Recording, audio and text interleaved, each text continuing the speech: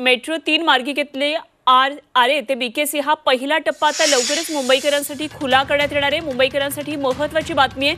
मुंबईच्या वाहतुकीच्या दृष्टीने हा मेट्रो मार्ग महत्त्वाचा ठरणार आहे। लाखो प्रवाशांना दळणवळणाच्या उत्तमोत्तम सोयी सुविधा आणि सुलभता ही या मेट्रोमुळे उपलब्ध होईल। तर आरेमध्ये एक ग्रेड टर्मिनल स्टेशन उभारण्यात आलेले आहे आणि या मेट्रोचं विशेष वैशिष्ट्य म्हणजे ही मेट्रो मोटरमन शिवाय धावणार आहे। तसंच मेट्रोच्या स्थानकांवर इंडिकेटर, एक्सलेटर तसंच सीसीटीव्ही यासारख्या विविध सुविधा असणार आहेत।